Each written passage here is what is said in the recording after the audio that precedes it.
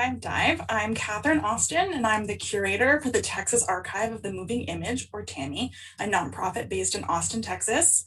Over the last 13 years, our organization has partnered with the Office of the Governor's Texas Film Commission to bring old films and videotapes back to life. Our Texas Film Roundup program provides Texans with free digitization services for their films and videotapes, but more importantly, preserves and shares their uniquely Texas stories via our website, texasarchive.org. There you can watch more than 5,000 videos contributed by individuals and institutions from across the state. Archive Dive highlights the people behind the collections on view at texasarchive.org. With support from Humanities Texas, we will chat with contributors about their materials and discover more information about those videos and the Texans who made them. Tonight, we are talking with one of the filmmakers featured in TAMI's newest web exhibit, Mavericks and Madmen, the Industrial Film Legacy of Dallas. Contributor Don Stokes was all but raised in the Texas film business, working for both the Jameson Film Company and the Stokes Group before establishing his own company, Post Asylum, in 2002. A founding member and past president of the Texas Motion Picture Alliance, Don has been a prominent figure in the Dallas film industry for more than 40 years. We are talking to Don via Zoom. Good evening, Don. Good evening. How's everybody? I'm doing pretty well. How are you doing? Doing well. Thank you so much for joining us tonight. And as a heads up, if anyone from the audience watching has questions for Don during our conversation, Team TAMI is monitoring all the comment sections. But before we get started with tonight's program, Don, I wanted to ask you, what can you tell us about the materials you shared with TAMI for the Texas Film Roundup? Well, the original company that most of the material came from was about 38 years old when we first became aware of TAMI and decided that it was a wonderful organization. I was working, to try to keep our incentive program going. So we were working with the governor's office, and TAMI was part of the governor's office at that time, or at least the funding was, I believe. And so we had a lot of archival material, and TAMI was kind enough to say, take that off your hands and use it as part of our archive. And, the company started in '65 doing corporate TV commercials, animation, live action. And so we did have a lot of 16 millimeter mostly, some 35 millimeter, film prints, and then a lot of elements. And some of the things that you'll see tonight are actually, and we'll talk about that after we watch them, are what we call the work print cuts. And they have the markings on them that the editor would have done on the flatbed to indicate dissolves and things like that. So TAMI was good enough to be able to recover some of that original material that was done at the first stages of the production rather than from the film print. Mm-hmm. And the company you're mentioning is the Stokes Group, which was founded originally Bill Stokes' associate. Bill Stokes, and Bill Stokes is your dad.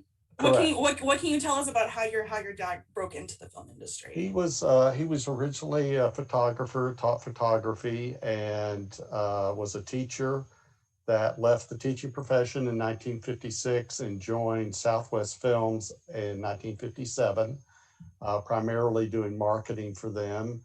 And he was poached away by Jameson Films a year later and worked for Jameson till he formed his own company in 1965. And that company existed up until, I think it was 1990. We changed the name to the Stokes Group. And then when he passed a few years later, we changed the name to Post Asylum. And it actually lasted a full 50 years before it was taken over by one of our employees, and I went into semi-retirement. Well, we can get started with tonight. I'm really excited to watch these with you, Don. So we're going to start this evening's program with Metal Man and Shorty in a galaxy far, far away. Let's roll the clip.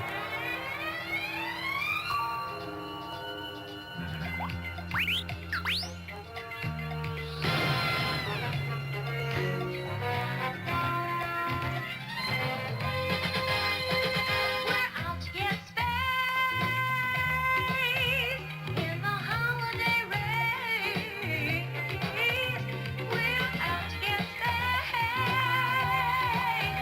and we're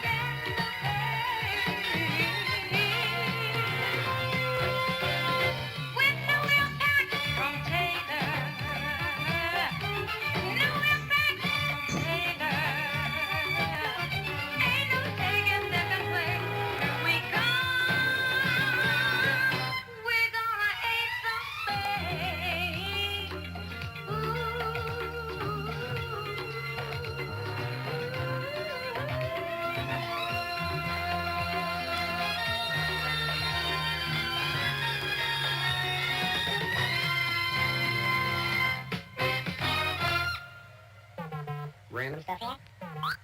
It will be exciting. But you don't know the specifics yet, do you? The opportunity is fantastic. But to get it, you'd better have good weapons, sharp tactics, because it's a tough, competitive universe out there, isn't it? Some of those competitors can be pretty mean and aggressive.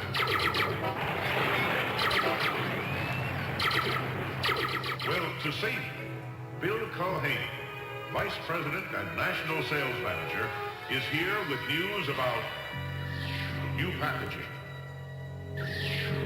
new promotions, new gift cards, new displays, new products, new advertising.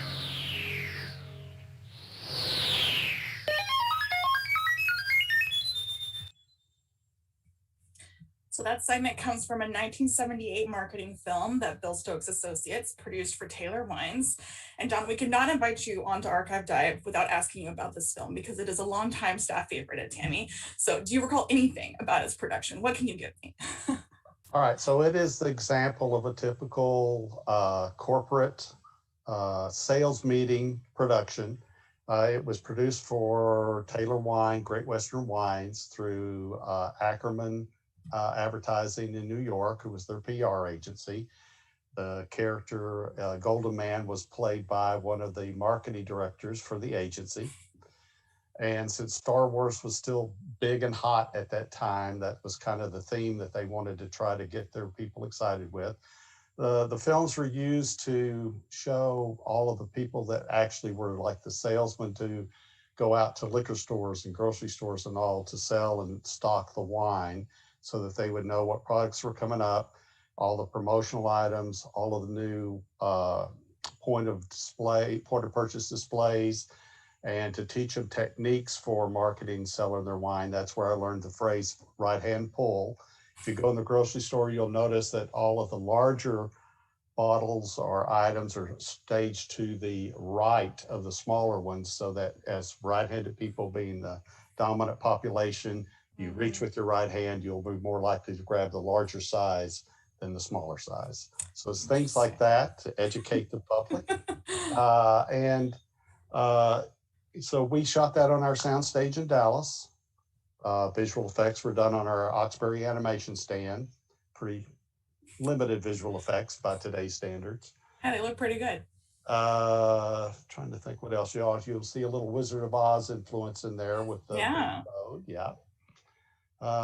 Any other things that kind of you have specific questions about? I'm just going to ask, as you said, it's a great example of a corporate or industrial film production, which is probably not what immediately comes to mind for most people when they're thinking about filmmaking, but is of course this massive industry.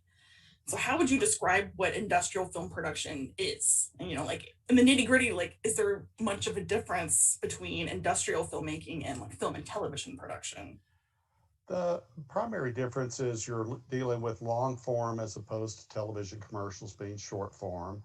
A lot of the same, techniques, crew size, things like that may be a little bit closer to a feature film, but it is you as a producer deal directly with the corporation in most cases, occasionally through an advertising agency like we did on this one, but the bulk of the time you're dealing with a corporation, and you as the company are actually going out and pitching your capabilities to do films that either tell their story to their clients or tell their story to their employees. And it can be as as broad as a safety film, a training film, a new product introduction. Like for Briggs and Stratton, we did their whole corporate history story. Went through their archives and assembled that. So it can be pretty broad in its scope. And the creative usually comes from the production company rather than an advertising agency. Mm-hmm. Well, that's great. We are getting some comments, including lots of people saying hi to you, Don. I'm sure in your decades in the industry, lots of people, but we have one person asking, why do you think your dad wanted to start his own company? Well, originally, and this will be a little in the weeds, but since he came from a still photography background and Jameson was doing live action predominantly, and clients that he was selling with, and the client that sort of was the genesis for him wanting to make this move was Cessna Airplanes. And Cessna wanted to have an inexpensive way to train pilots on flying their airplanes. And so he decided that film strips was a more cost-effective way and also a good tool for more repetitive, slower learning. And Bruce Jameson, who was the president of Jameson Film at the time, was not really interested in going that route. He wanted to stay in the live action mode. So Dad left to really start a slide and film strip production company and get into the early end of what we called multimedia back then, where you had slide projectors and film projectors in sync, 26 slide projectors going at a time, and that was called multimedia. But within the first year, he had other clients pursuing him, like Frito-Lay, and you have some of our early spots for Frito-Lay bean dip and things like that in the archive, so people can go and look at those. But people who wanted us to do live action work came, so we wound up doing both. Excellent. And another thing that Stokes was producing was government and military films. Lots of them. And we're going to watch a couple of examples in our next segment. The first is a 1970s television commercial for the United States Marine Corps, and the second is a 1976 documentary about the duties of chief petty officers serving in the United States Navy. Let's roll the clip. Hello, I'm Grant Taft, head football coach at Baylor University. I'd rather have a few good men than a stadium full of also-rans. So a man has to be special to wear one of these on my team. It takes a special man to wear one of these too. It's a Marine Corps Reserve helmet. It's for a few good men who can live up to the distinguished record of the Marine Corps Reserve, the Peacekeepers.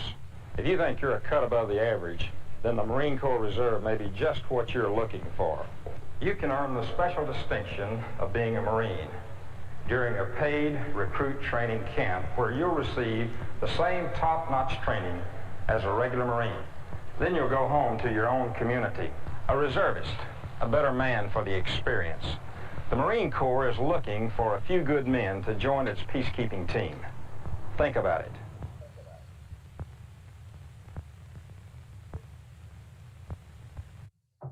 Flight quarters for personnel transfer. All hands not involved in helicopter operations remain clear of flight deck and areas after frame 151. All topside personnel remove hats. Almost all ships in the Navy today have the capability to land and launch some size or type of helicopter. We split up the responsibilities for what has to be done on the flight deck. We have to be able, obviously, to land and launch helicopters safely. We have to be able to refuel them and maintain them. We have to be prepared in the event of an emergency landing or fire. Fuel for a jet aircraft, and this helicopter is a jet aircraft, is extremely critical as far as purity and lack of water suspended in it. Daily, the fuels chief tests the fuel, and then again he samples it just before it's put into the aircraft. And they're putting their lives in that flying airplane in the hands of that chief petty officer who says, it's good, pump it to him. Chief Lefebvre is an exceptional chief petty officer, one respected throughout the ship. Not throw anything over the side. The smoking lamp is out topside. But a helicopter is an airplane, and it's a funny airplane. It's not natural for it to fly, and it's landing on a small deck, often one that's pitching and rolling, sometimes one that's wet. The operation of any aircraft is a hazardous operation. Operation of a helicopter is more so. An operation of a helicopter off a rolling platform like this becomes a very hazardous operation, one of the most hazardous things that we do. How much does the production process change when the client is a government agency or a branch of the military as opposed to an advertising agency or a company? Well, first of all, you have to be an approved bidder for government projects. So we literally had to do hundreds of pages of submissions to why we were qualified to do the projects, why we were equal opportunity employers, all those kind of things, just to prove that we could bid. And then so much of the government projects are really cost oriented, in that a lot of times they just go to the low cost bidder regardless of capabilities. We were never really successful being the low cost bidder, but we tried to offset that by delivering product that was superior to what you were getting from the other bidders. And the relationships we had with a lot of the officers and the acquisition personnel in the military would fight for us to try to get the project. So we, over a course of about 15, 20 years, we did lots and lots of military projects. Most of them were recruiting projects because that's where they felt like they could spend a little extra and use our expertise. But we also did safety and training films. And the Grant Taft commercial would have been one that sort of crossed the line between a government project, but also coming through an advertising agency, because the advertising agency for the Marine Corps did the creative on that spot. The Chiefs, we wrote the project. We went and put a crew on the ship for several days, and they basically lived as Navy men, and they got a lot of ribbing because we didn't conform exactly to Navy grooming standards at the time. And the Grant Taft project was directed by David Orr, who was a very noted director in North Texas, started at Jameson and was an independent as well as worked for us. And we got that project, like I said, through the advertising agency. That's an example, as you may recall watching it.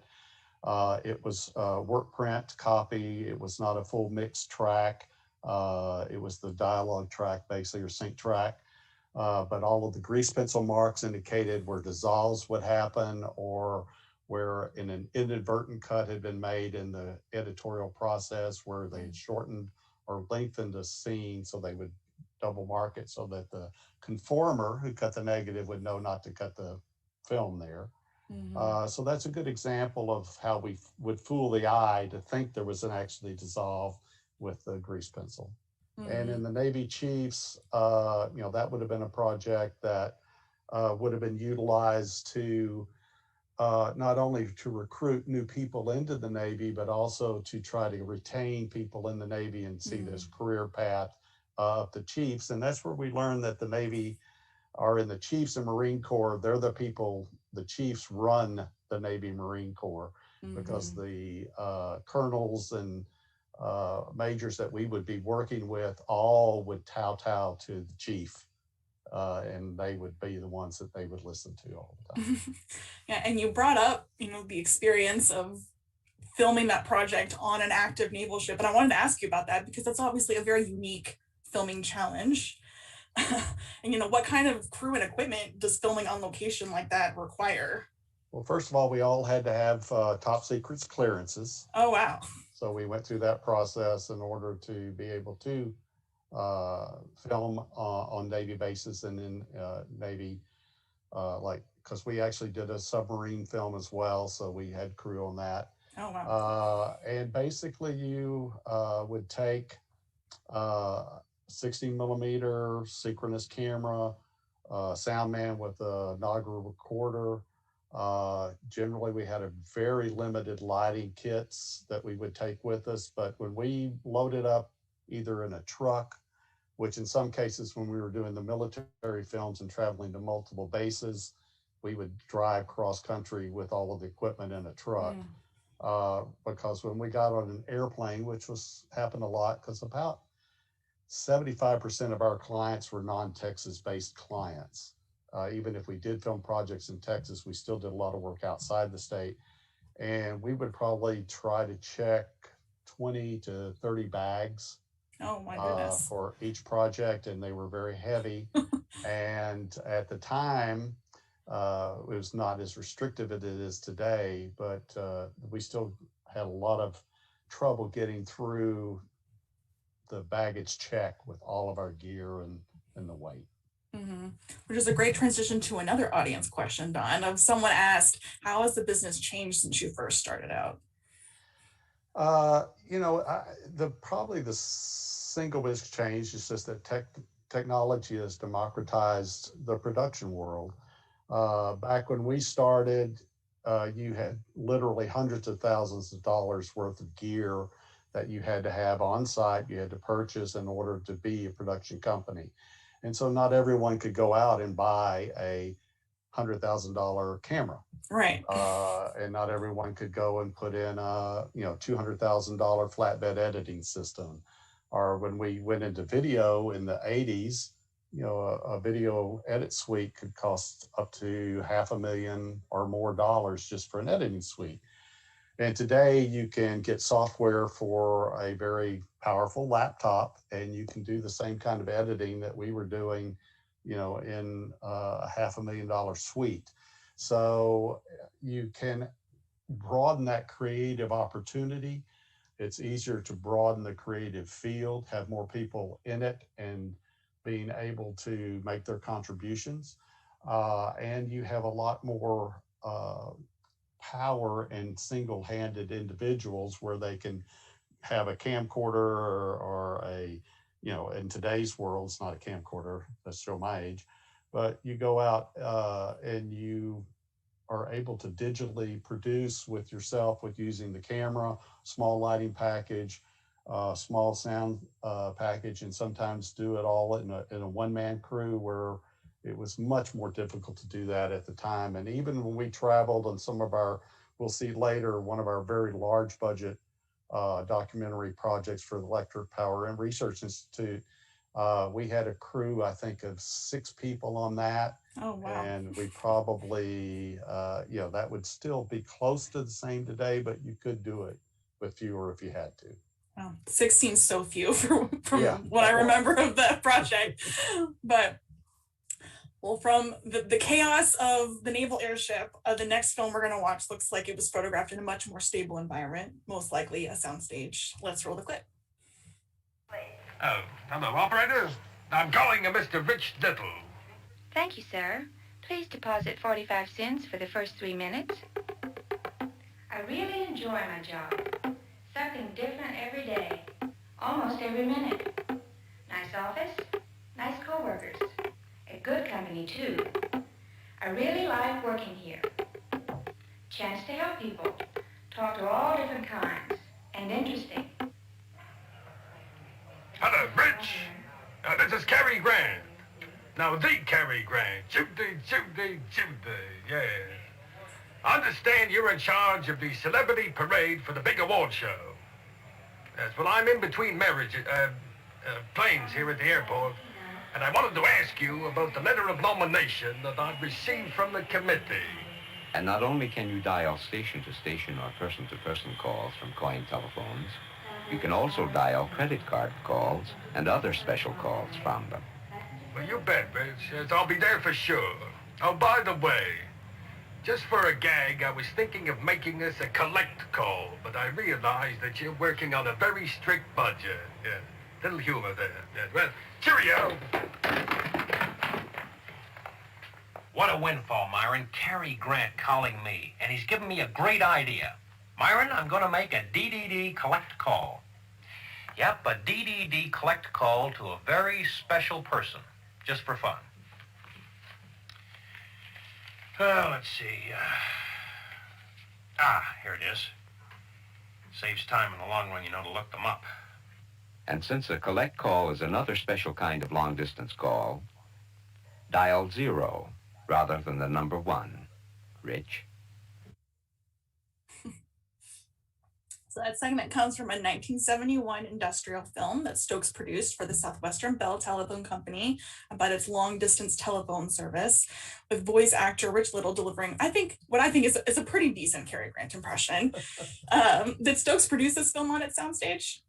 Yes, we did. That was shot on our soundstage. We brought Rich Little into Dallas. And that was one of the things that we sort of tried to amp up the production value by. We worked with Burgess Meredith and Bob Newhart and a lot of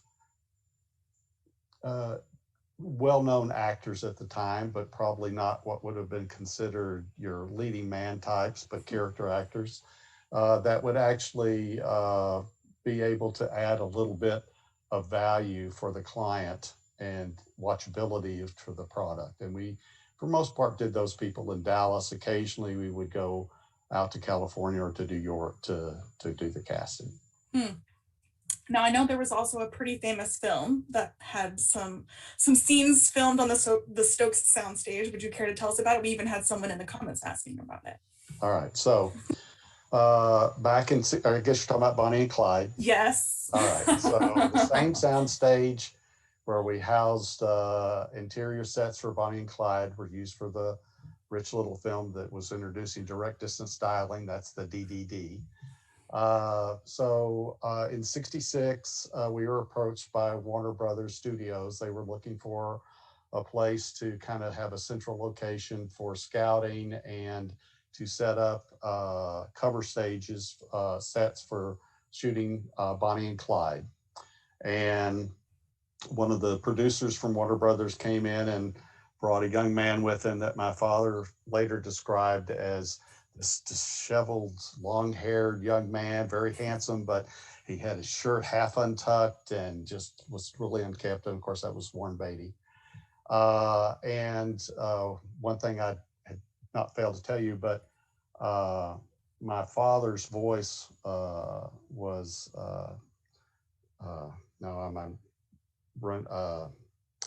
played Warren's brother, Clyde's brother, famous actor. Anyway, he used my dad's cadence and voice for the accent.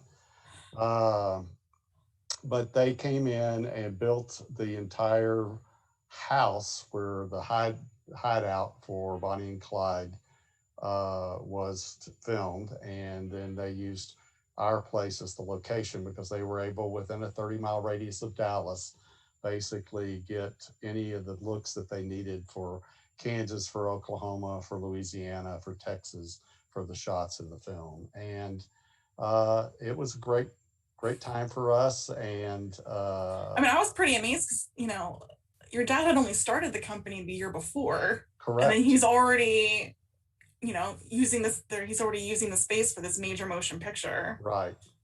And he and Warren became buds. They were drinking buddies every afternoon after they finished the day's work. So, if someone was it Gene Hackman? Gene Hackman, thank you. Gene Hackman was the actor who based his Texas accent on your dad. That's so when cool. you watch the movie, you'll hear a little bit of Bill Stokes. And we know actors often need help nailing that Texas accent. So all the help they can get. Going back to the origination of the company, the opening of the film is a series of still images that are kind of sequenced like a slideshow. And that was something that came out of the association with our company. They thought that was a good way to kind of tell that story. But going back to That's Rich with Rich Little, now we only saw a couple of minutes, but then the full film is about a half hour long. Right. And it seems to be addressing just the general consumer of this is how you can use our service. So how is this shown? Was it broadcast on television? No, what Southwestern Bell would do, and part of it was also to kind of get the operators comfortable with the new technology that was coming in. Because at the time, direct distance dialing was a new thing. And so what Southwestern Bell would use, they would go to chambers of commerce, and their lunch meetings, they would set up a presentation and they would show their film at the Chamber of Commerce.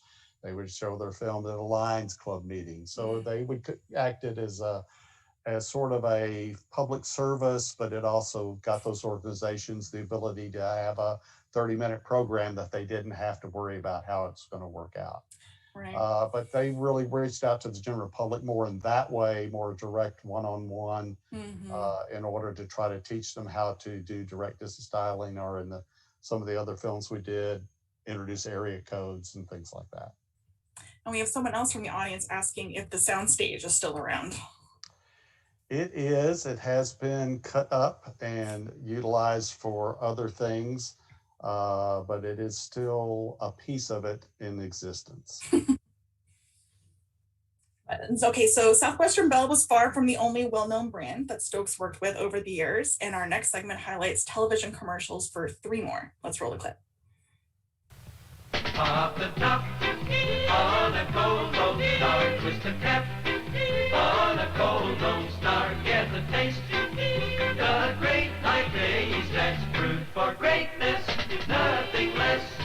You deserve the very best, nothing else, nothing less. Get the great right taste of Lone Star beer, you deserve the best, nothing less. On days like this, at times like these, only the best is good enough. This is where Lone Star belongs. Lone Star, holder of the Gold Award from America's Brewers. You deserve the very best, nothing else, nothing less. Get the great light taste of Lone Star beer. You deserve the best, nothing less.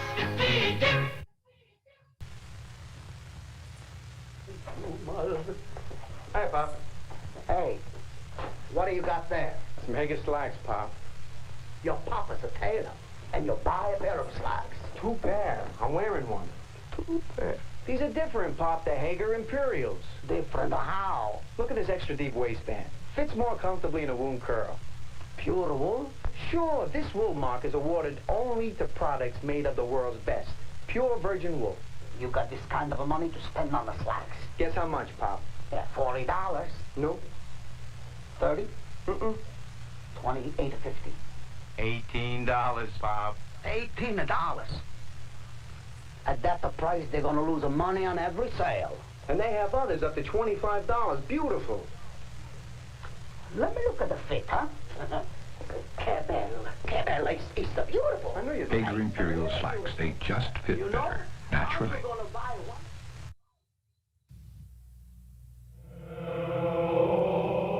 Ever since people started recording information, there's been a need to duplicate it.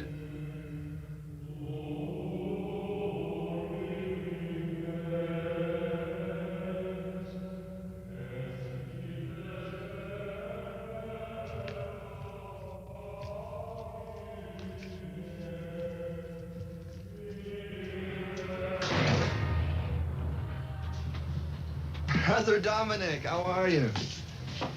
Could you do a big job for me? Xerox has developed an amazing machine that's unlike anything we've ever made. The Xerox 9200 duplicating system. It automatically feeds and cycles originals, has a computerized programmer that coordinates the entire system, can duplicate, reduce, and assemble a virtually limitless number of complete sets, and does it all at the incredible rate of 2 pages per second. The Xerox 9200 duplicating system. Here are your sets, Father. The 500 sets you asked for. It's a miracle.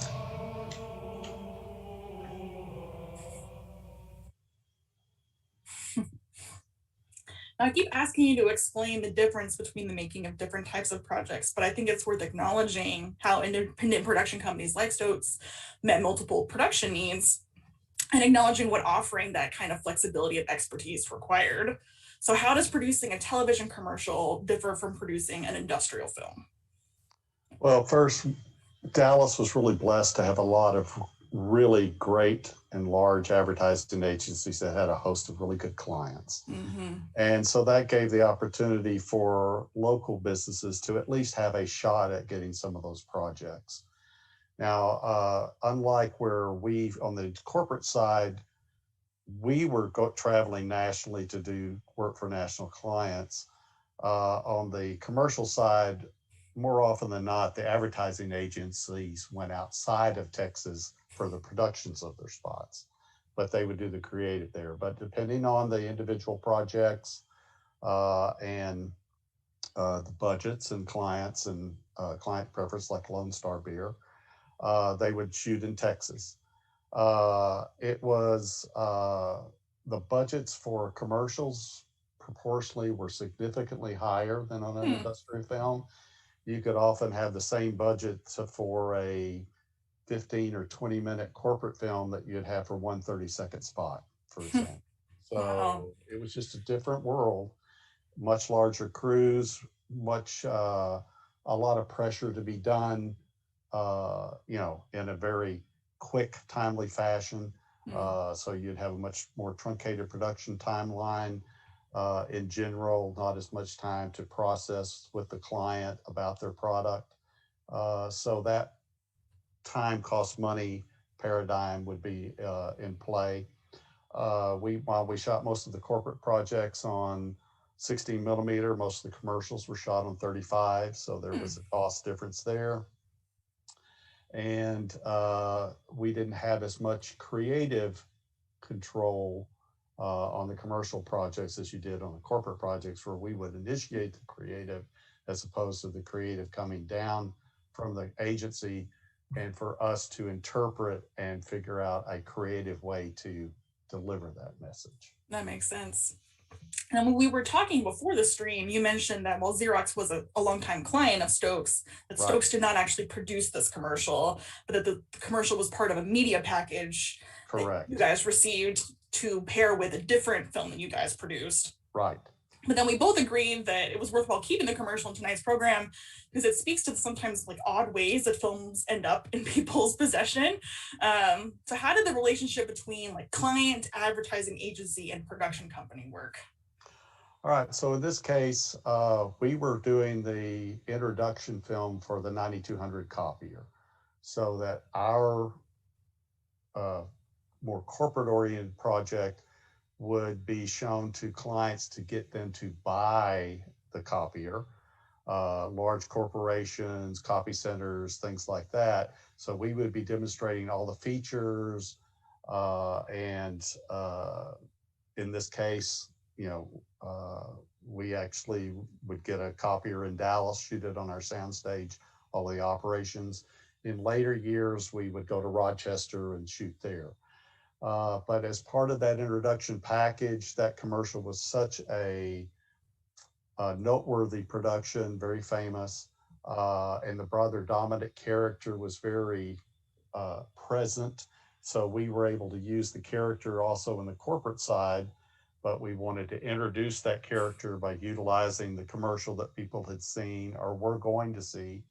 And so we got from the advertising agency in New York, we got the commercial, we coordinated with them on Brother Dominic to be present for our productions. Oh, cool. And then we would do the actual production of our part independent of them.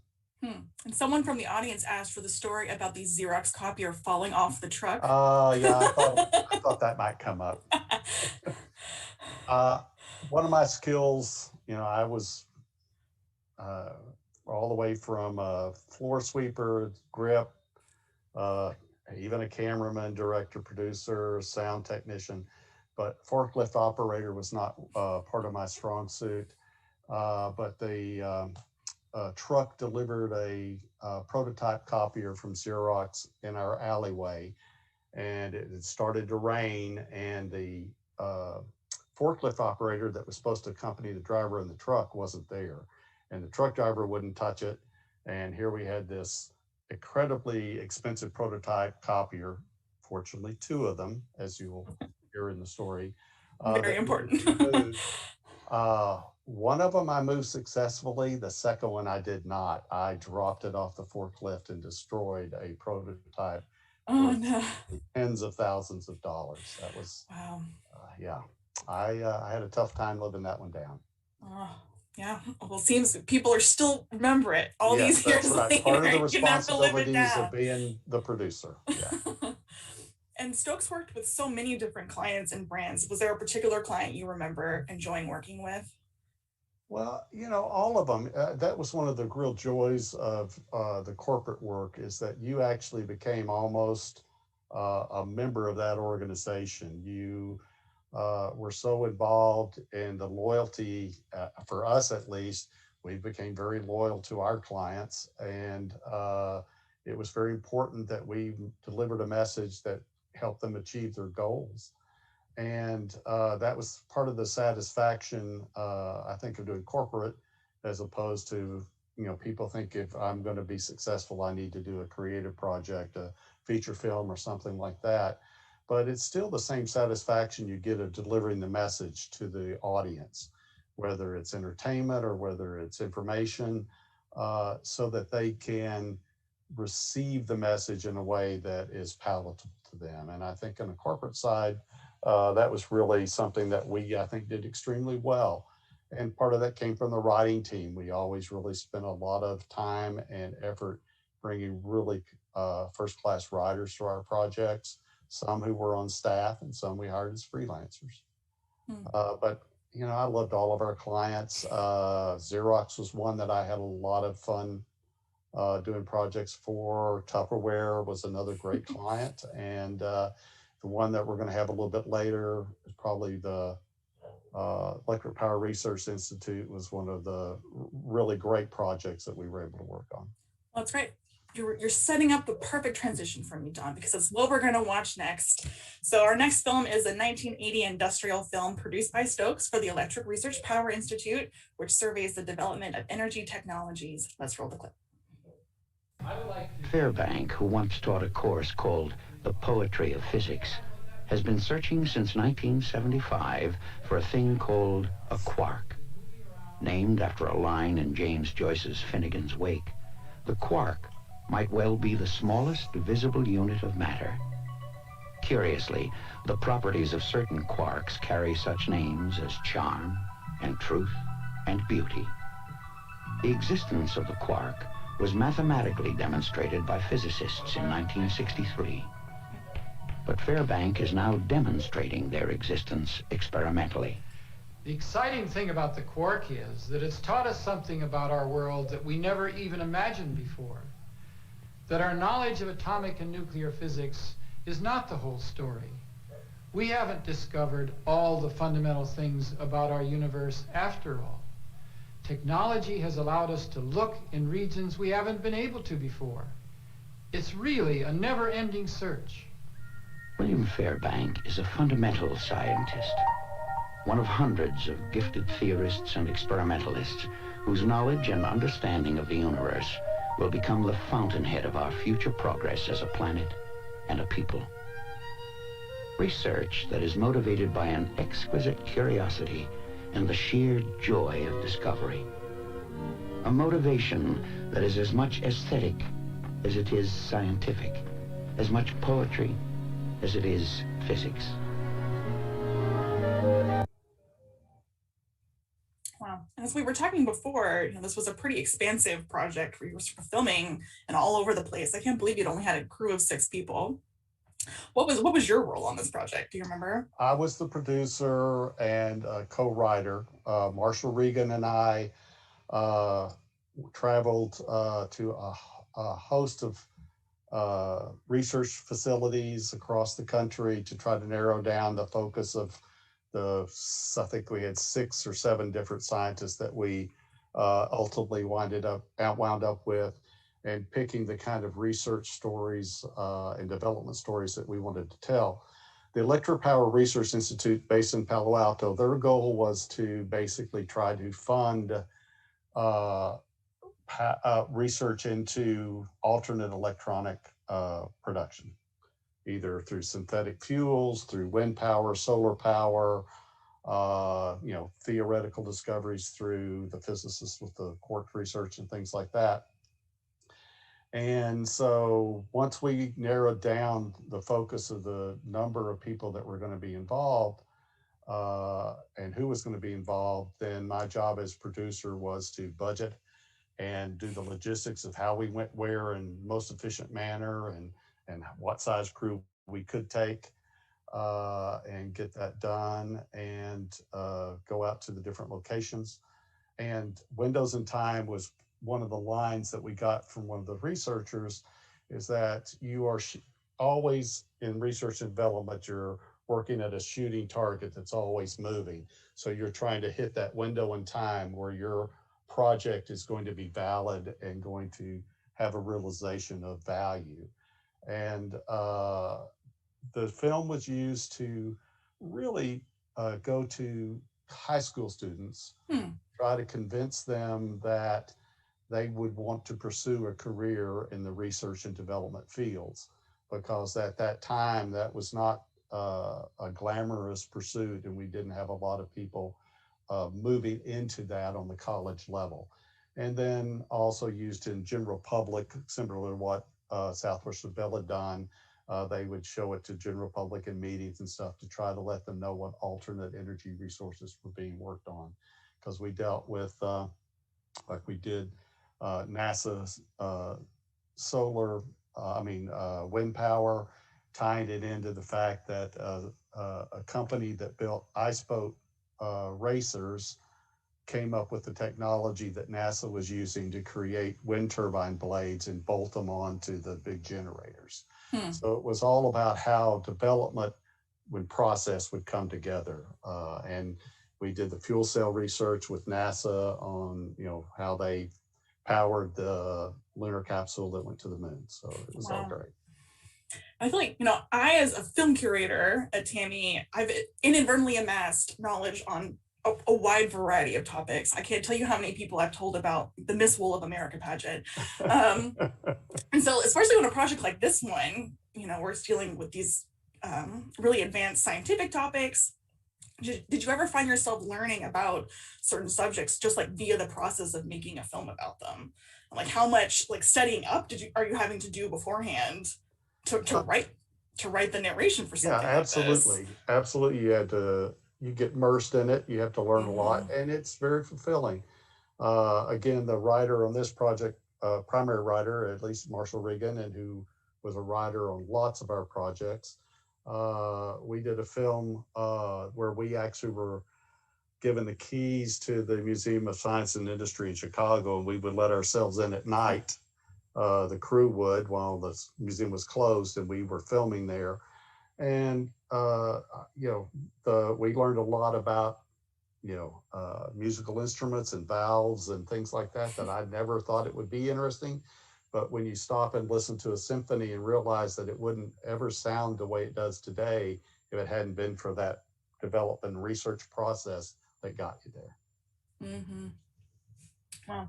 Well, we started this evening's program with Metal Man and Shorty, and we're going to end with Harold Hare and Father Time. Let's roll the clip.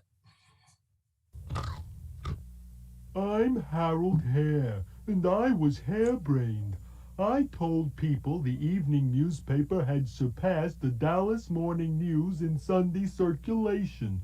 But the truth is, the morning news has always led in daily and Sunday circulation. Oh, well, you know us rabbits. We've never been good at addition, just multiplication. The Dallas Morning News, always ahead of the times. Frito-Lay's product development people went to work on the challenge. What Frito-Lay wanted was a snack light, and crispy as a potato chip, with the crunchy corn flavor of a corn chip.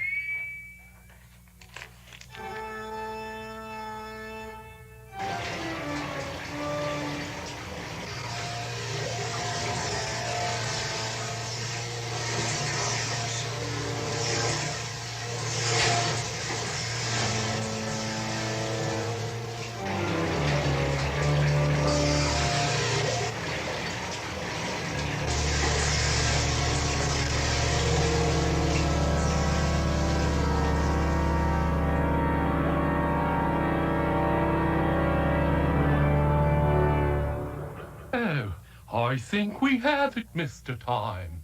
You may call me Father. Oh, hey, this is it. Crispy, light. I could eat these forever. And I probably will. Well, Frito-Lay believed this new snack was a winner. And since it resembled Muncho's potato crisps in appearance and lightness, Frito-Lay wanted to capitalize on the resemblance and on the market acceptance of Muncho's. So, meet Muncho's Corn Crisps. Next, we set out to test the new snack with the people who buy snacks for their families and who come back for more. So that was a 1978 television commercial for the Dallas Morning News and a 1970s marketing film introducing Frito-Lay's Muncho's Corn Crisps, which I don't think are in production anymore. What do you recall about the production? Well, Harold Hare, I can honestly say I was the cameraman on a Super Bowl commercial because that spot ran in the local time slot on the Super Bowl. It was previewed or introduced there for the very first time. That was during the newspaper wars. I hope some people remember what newspapers really are or were. But the Dallas Morning News and the Times Herald were battling for subscribers. Morning News was the morning paper. Times Herald was the afternoon paper. And so that commercial was basically to counter program to the claims from the Times Herald that they had surpassed the Morning News and Sunday's subscribers, which, as the commercial says, was not the case. Very talented animator, stop motion animator named Dan Peeler. He's in our chat, I'm told. Okay, well, Dan Peeler joined our company right after he graduated from SMU in '68 and was a cell animator as well as a stop motion animator. But he had, through his love of stop motion, convinced my father that that was a technique that we could do at the company.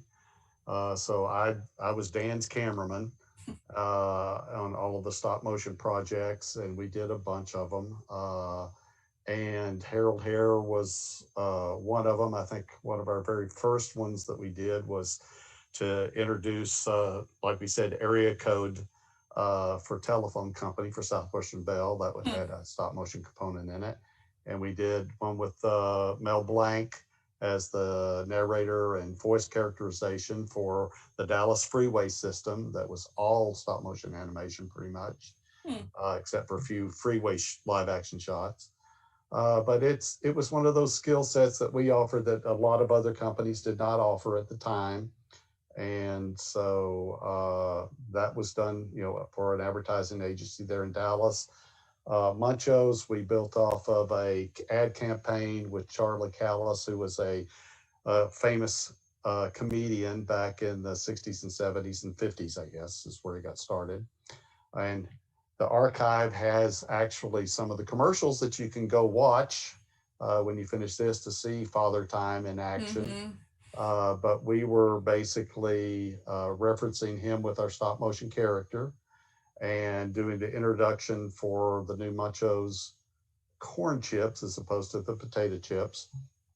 And it was used to, again, push to the marketing department through the salespeople that would go out, knew the product was coming on board, create space in the stores to get it out to the consumer. Like, one of the reasons I wanted to feature both of these tonight was that, was because of this use of stop motion animation. Because before curating the Mavericks and Mad Men exhibit, I never really knew that independent production companies like Stokes employed whole animation departments. So how did the use of animation impact the production process? Because, it's very different beast. Well, it certainly broadened the scope of the kind of projects that you could do. It also broadened the creative aspects of what you could bring to a project. And we got clients like Sesame Street was an early client for our. Yes. Someone in the chat was asking about Sesame Street. Where do those films live? Well, that's the problem. I've looked and looked and looked. Most of those went, materials were returned back to the Children's TV Workshop. As were most of the material, all the originals went to the Navy when we finished those projects. So we just got to keep the prints. We had a few prints for Children's TV Workshop for Sesame Street, but they were few and far between. So it wasn't like we were, because for the Navy, we would be hired to also supervise the production of the film prints. In the case of Children's TV Workshop, since those were not being released as films, they were being utilized for broadcast. Those would wind up back at the Children's TV Workshop. So there was not a lot of them to go around. If I ever find them, believe me, the archive will get them. Yeah. But what we were able to do is we would combine animation, live action in projects to be able to, deliver the message the best way possible. Because we did have an animation stand, which was one of my early jobs, was an animation cameraman. We could do visual effects a little bit easier than companies that didn't have that in-house, and a little more cost effectively, rather than have to hire out that production to someone like us. So not only did we work on our own projects, but we would also work on projects for other companies that would produce the live action, but didn't have the capability to do the animation or do the title design or do the audio mixing. So we had a full service facility. So we were able to not only do projects for the client directly, but for fellow producers that we would have to sign a non-compete in order for them to bring their business to us. But sometimes that was worth it. And someone in the chat was asking about Children's Television Workshop, which you were talking about. And then someone else wanted to know about working with Corporate Magic. Okay, so Corporate Magic, one of the large aspects and a lot of what we've seen were sales meeting materials. Mm-hmm. And Corporate Magic was one of the largest producers of sales meetings for large corporations like Coca-Cola. And that would be where they would have annual meeting where all the new products, promotional materials, and everything were introduced to the executives as well as marketing staff and things like that. And oftentimes the companies like Coca-Cola were so large, they would have to have traveling shows. So Corporate Magic would not only be in charge of doing the creative production of those sales meetings, but they would also do the staging, lighting, hiring all of the onstage talent. It's like a big, it's a mini Broadway show, basically, with film elements and things like that. And we did lots and lots of work for Corporate Magic doing support materials for those shows. All right, so to wrap up, we got a few questions. Did you think much about preserving your professional work at the time? Like, how did materials get saved, if at all? Primarily, the reason they got saved was because that was how we had to sell ourselves. Our marketing wares were showing our films. Mm-hmm. So the prints that we had that wound up at the archive were prints that we had made as extras for us to use for marketing. And sometimes when we were doing what is a clip reel, like what you've put together here on video, when we were doing a film clip reel, a lot of the film prints got partially destroyed because we would cut clips out, tie them all together, and then show them on a continuous film loop. And that, in hindsight, made it really hard, because when we did want to be able to share the work that we did, there's certainly pride in authorship for literally hundreds of individuals that worked on these projects.